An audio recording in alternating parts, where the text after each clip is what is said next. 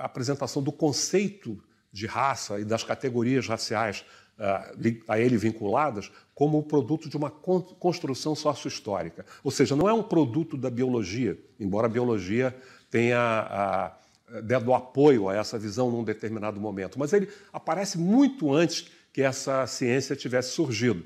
Na verdade, o conceito de raça começa a ser construído num momento fundamental da história humana, que é a virada do século XV para o século XVI, que coincide, entre aspas, então, com o início da modernidade, do processo de globalização, exatamente o momento em que povos europeus se apropriam, para usarmos um termo que está muito em voga nesse debate, se apropriam das chamadas grandes invenções que vieram do Extremo Oriente, a bússola, a pólvora e o papel. E especialmente a bússola e a pólvora, nesse caso, porque com a bússola eles ganham o domínio dos mares, o que vai possibilitar então as grandes navegações, os chamados descobrimentos, num processo em que então esses europeus e os portugueses estão entre os pioneiros desse fenômeno, começam a travar contato, muitas vezes permanente, com grupos humanos que eram diferentes deles, tanto do ponto de vista fenotípico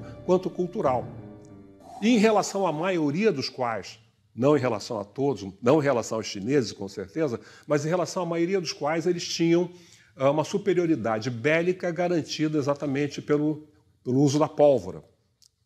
E esses europeus, então, que não eram cientistas, em sua imensa maioria, cientistas de espécie alguma, mas eram marinheiros, mercadores, missionários, começaram a construir essa visão de que a humanidade se dividia em raças.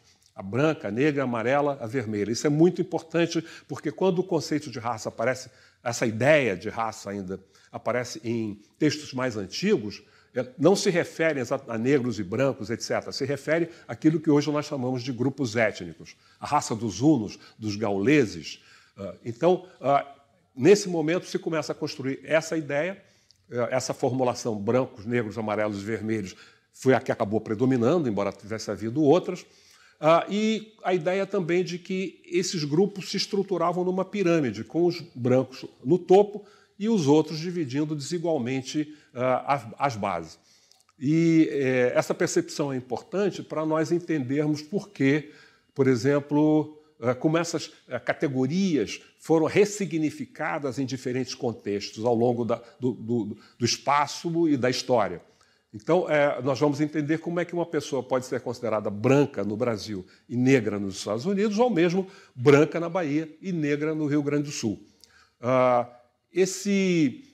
Essa construção prossegue através do tempo e vai começar a ganhar um caráter, digamos, científico a partir do final do século XVIII, com o iluminismo e a preocupação taxonômica de classificar os seres do mundo vegetal, do mundo animal e os seres humanos também, o que vai redundar, em meados do século XIX, no chamado racismo científico, o aval científico ao conceito de raça e às categorias raciais, um aval que não vem apenas das ciências humanas e sociais, mas também, fundamentalmente, da biologia, da medicina e, mais para o final do século XIX, da genética. E é preciso enfatizar que o próprio Charles Darwin jamais usou o conceito de raça para se referir aos seres humanos.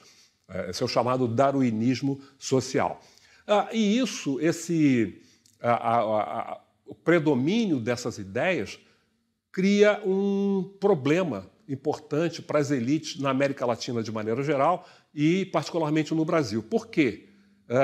Para o racismo científico, não apenas negros e índios eram inferiores, mas os mestiços, mulatos, caboclos, eram ainda mais inferiores, seres degenerados que tenderiam a desaparecer na competição com o mais apto, que eram os brancos. Então, o que acontece? Em sociedades como a brasileira, onde havia um certo percentual de pessoas de origem africana e indígena que haviam, de uma certa forma, ascendido e conseguido fazer parte das elites, isso tornava algo bastante perigoso e criou o que eu chamo de um pessimismo racial. Então, a visão de que o Brasil não teria futuro em função da composição da sua população. Isso provocou duas reações importantes. Primeiro, num setor das elites, especialmente das elites intelectuais, na América Latina em geral e no Brasil também, surgiu aquilo que eu chamo de um racismo alternativo. Então, a visão de que não, nem todos os mestiços eram inferiores.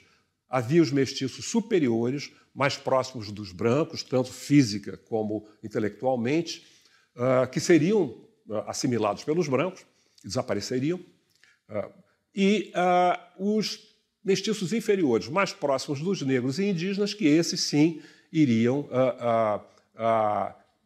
seriam seres degenerados e acabariam desaparecendo. Ora,